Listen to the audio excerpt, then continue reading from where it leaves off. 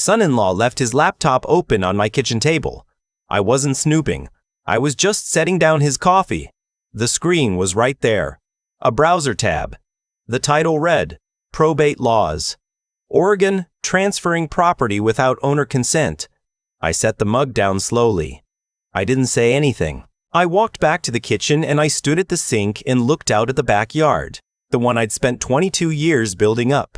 The Japanese maple my wife Diane planted the spring before she got sick. The stone path I'd laid myself one weekend with my brother when we were both still young enough to think manual labor was fun.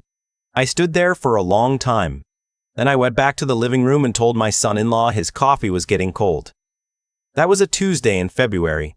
By April, I had sold the house, moved everything I cared about into a 2-bedroom apartment 12 miles away, and removed my daughter and her husband from every financial document with my name on it.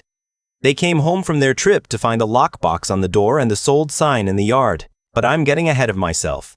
My name doesn't matter for this story. What matters is that I'm 61 years old, I spent 34 years working as a civil engineer for the county, and I own a 4-bedroom craftsman in a quiet neighborhood outside Portland, Oregon, assessed at around $740,000 last year, paid off completely in 2019. Diane died 18 months ago. Pancreatic cancer. 6 weeks from diagnosis to the end. We didn't have time to say half of what we needed to say to each other, and I've been living with that ever since. She was the one who kept the house feeling like a home. After she was gone, it was just rooms. Just square footage. My daughter, I'll call her my daughter, though right now the word feels complicated, is 34. Her husband is 37. I'll call him my son-in-law, same reason. They live about 40 minutes from me. Or they did. Things were fine for the first few months after Diane passed. My daughter called regularly. She came by on weekends. She helped me go through her mother's things, which was hard for both of us, and I was grateful for that. I thought we were grieving together. I thought we were holding each other up. I didn't realize she was also taking inventory. I started noticing things around late autumn, small comments. Dad, have you thought about what you're going to do with all this space? Or, you don't really need 4 bedrooms anymore, do you? Or, the one that should have stopped me cold the first time I heard it. Mom always said she'd want you to be comfortable, not rattling around in a big house alone. Diane never said that. Diane loved this house. She picked out every piece of trim, every light fixture, every drawer pull in the kitchen. She would not have wanted me to leave it. But grief does something to your judgment. I heard those comments and I thought my daughter was worried about me. I thought she was being caring. I nodded and said maybe someday and went back to whatever I was doing. Then November came and she called to tell me she and her husband were having some financial trouble. Nothing serious, she said. Just a rough patch. Her husband's business had slowed down. He runs a residential painting company, and they had some credit card debt they were trying to get ahead of. I asked how much. She hesitated.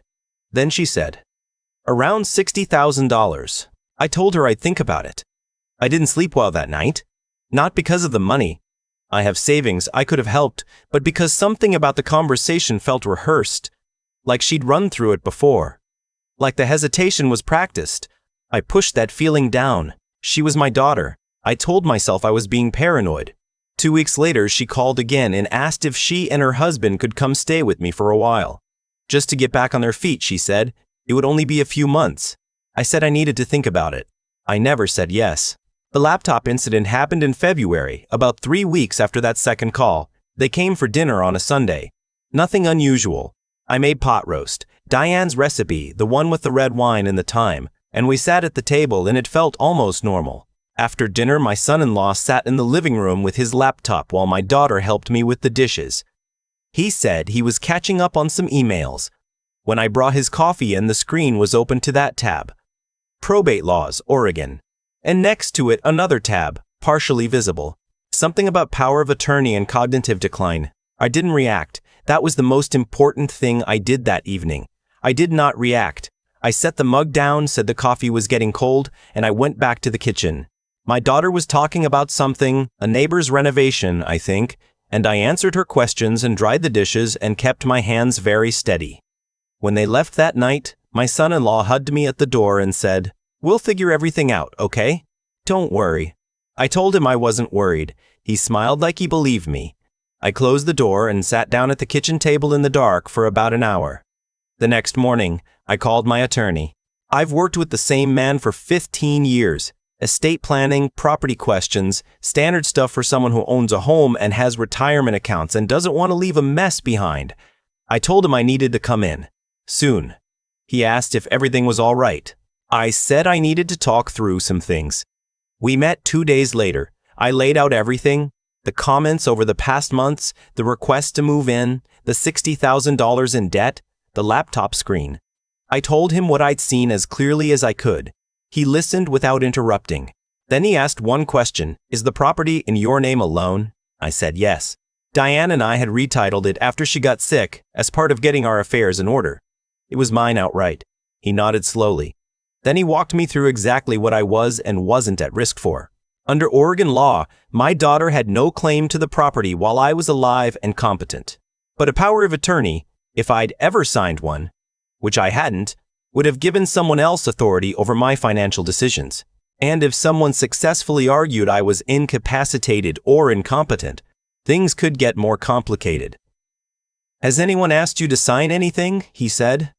I thought about it. A few months earlier, my son-in-law had mentioned, casually, that it might be smart for me to get some documents in order, now that I was on my own.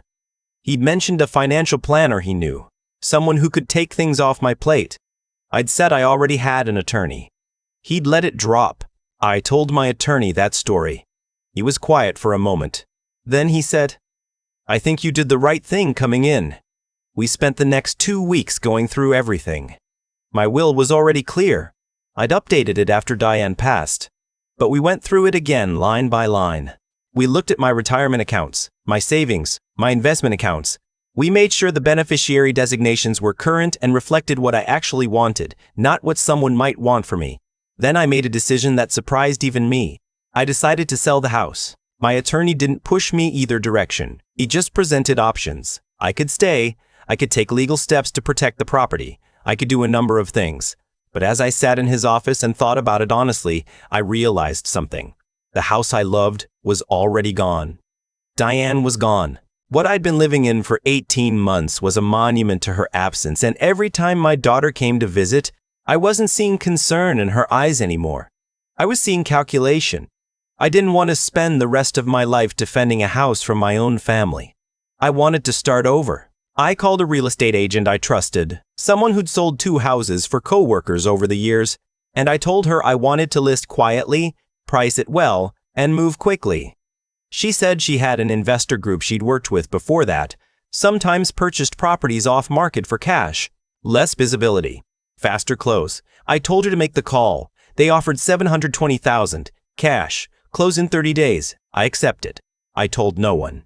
I started going through the house slowly, evenings after dinner. I wasn't in a rush. I had time. My daughter was calling every week or so, still making gentle comments about the house, still mentioning the debt, still dropping hints about getting things simplified. I listened. I said, and we'll see. I asked about her husband's business. I asked how she was sleeping. I was cordial. I was warm. I was completely unreachable. The hardest part was Diane's garden. I couldn't take the Japanese maple, obviously. But I dug up 3 of her rose bushes, the ones she'd planted along the back fence the first spring we owned the place, and I put them in containers. I found a spot for them on the balcony of the apartment I'd already quietly leased. 2 bedrooms, 2nd floor, a view of a small park, nothing like the house. But mine. Only mine. I took her photo albums, her recipe box, the hand-stitched quilt her mother had made that we kept folded over the back of the armchair in the bedroom, a set of her grandmother's china that we'd never used, but that she loved because of where it came from. I left the furniture. I left the rugs. I left the kitchen table where my son-in-law had left his laptop open. I did not leave without saying goodbye to every room. I closed on the house on a Thursday afternoon in April, signed the last page, handed over the keys. The agent shook my hand and said, "You sure you're okay?" I told her I was better than okay. That evening, I had dinner at a small Italian place near my new apartment. I sat at the bar, which I hadn't done in years. The bartender asked if I was celebrating something. I thought about it. Yeah, I said. I think I am. I didn't explain what. My daughter and her husband had been in Scottsdale for 10 days, a trip they planned months earlier, visiting her husband's college friends. They knew I was still in the house. They knew nothing else. She called me twice while they were there. Both times I answered. Both times I was cheerful. I asked about the weather, about the people they were visiting, about whether they'd done the dessert botanical garden yet. Normal calls. The kind of calls she had every right to expect from a father who was home, alone, in his house, going nowhere. The day they were supposed to fly back, I sent her a text. It said, "Safe travels. Call when you land. I have something to tell you." I was already in my new apartment when I sent it. The rose bushes were on the balcony. Diane's photo was on the nightstand. She called me from the Uber on the way home from the airport. She was happy. Talking fast, the way she does when she's had a good trip. Telling me about the last dinner they'd had, some restaurant her husband had loved. She didn't ask what I needed to tell her. I think she assumed it was something small. Then she went quiet. I heard her husband's voice in the background, distant, asking something. I heard her say, "Just a second." Then a longer silence. Then, "Dad, there's a sign. In the front yard." I said yes. It says, she stopped. It says sold. I said yes. Another silence. This one different. Heavier. "What did you do?" It wasn't a question. It was the voice of someone doing very fast math and not liking the answer. I told her I'd sold the house, that I'd been working on it for a couple of months, that it had closed Thursday, that I was already settled into my new place and doing well. She asked why I hadn't told her. I said I had made a decision about my own property, that I was 61 years old and in good health, and that the decision was mine to make. She started to say something about the debt, about how they'd been hoping. I said I knew. That stopped her. I told her I loved her. I told her that what I had seen on her husband's laptop in February had told me everything I needed to know about where things were heading. I told her I had no interest in a conversation about it, not that night, that if she ever wanted to talk, really talk, not about money or property or what I was doing with my assets, she could call me. Then I said goodnight and I ended the call. She called back 4 times that night. I didn't answer. Her husband sent a text at 11:15 that said, "We need to talk. This is not right, and you know it." I read it. I put the phone face down on the nightstand. I lay in the dark and looked at the ceiling of a place that had no history yet, no grief soaked into the walls, no memory of a woman I missed more than I had words for. I thought about the workbench in the garage of the old house, the one I'd built when my daughter was 8 years old so she'd have a place to do her art projects. Glue and glitter and construction paper. She used to bring her friends over on Saturdays and they'd make things for hours while I worked on projects nearby. I thought I was giving her a childhood. I thought I was giving her something that would stick. I don't know where I went wrong. Maybe I didn't go wrong at all. Maybe people are who they are and love is not enough to rewrite that. I still love her. That's the part nobody talks about in these situations. The revenge, if you want to call it that, doesn't feel like winning. It just feels like survival. I closed my eyes. In the morning, I made coffee and stood on the balcony with Diane's rose bushes. One of them was already showing a bud. Small, tight, not ready yet. But there. I thought about what my attorney had said near the end of our last meeting, almost as an aside. You know, most people wait too long. They wait until someone else is already making decisions for them. I hadn't waited. That was the thing I kept coming back to. Not the money. I have enough. The sale had been more than fair, not the apartment, which I was beginning to like more than I expected. Not even the relief of having the documents clean and the accounts clear and my name standing alone on everything that was mine. What I kept coming back to was that I had seen something clearly and I had acted. I hadn't frozen. I hadn't told myself I was imagining things. I hadn't given someone I loved the benefit of a doubt they hadn't earned. My wife used to say that I was a slow processor, that I took too long to get angry, too long to make decisions, too long to let myself feel things. She meant it as a gentle complaint, but it meant that when I finally moved, I had thought it all the way through. I had thought this all the way through. My daughter called again 10 days later. Calmer. She asked if we could meet for coffee. I said yes. We sat across from each other at a place near her side of town. She looked tired. She said her husband wasn't happy with her for reaching out. I didn't comment on that. She said she was sorry for how things had looked. She said she had never meant to make me feel like I wasn't safe in my own home. I listened to all of it. Then I said, I know you love me. I know it's possible to love someone and still make choices that hurt them. Both things are true. She started to cry. I handed her a napkin. I didn't move to hug her and she didn't ask me to. I told her the money from the house was mine, that I had plans for it, retirement, travel, a few things I'd been putting off for years, and some of it set aside in a trust that would go to her and any children she might have someday, managed by my attorney and not by anyone's immediate need. I told her I had removed her husband from any role in my financial affairs, not out of anger, but out of clarity. She nodded. She didn't argue. We sat there for another 40 minutes and talked about her mother. About a trip we'd all taken to Crater Lake when she was 12. About the pot roast recipe and whether she'd ever written it down. Small things. True things. When we said goodbye in the parking lot, she hugged me. I hugged her back. I don't know where we go from here. I don't know if her husband will ever be in a room with me again without something between us. I don't know if she'll ever fully understand what she almost let happen. But I drove home to my apartment. I put Diane's photo back on the nightstand where it belonged. I opened the balcony door so I could hear the park. The rose bush had opened a little more. Still not all the way, but moving in the right direction. That felt like enough for now. I've had a lot of time to think about what actually happened. Not the legal part. The attorney handled that cleanly. The sale closed without a single complication, and the accounts are tidier now than they've been in years. I mean the other part. The part where I have to sit with the fact that my own daughter looked at the house her mother loved and saw a problem to be solved on her behalf. I don't think she started out that way. I really don't. I think grief does something strange to people. It shows them what they actually want, and sometimes what they want turns out to be uglier than they knew. She was scared of her own debt. Her husband was pushing. And I was there, alone, with a paid-off house and no one standing beside me anymore. I understand the math she was doing. I just refused to be the answer to it. What I keep coming back to is the laptop screen. That moment at the kitchen table when I set down his coffee and saw those words, probate laws, transfer property, cognitive decline, and something in me just went very still and very clear. No panic. No anger, not yet. Just clarity.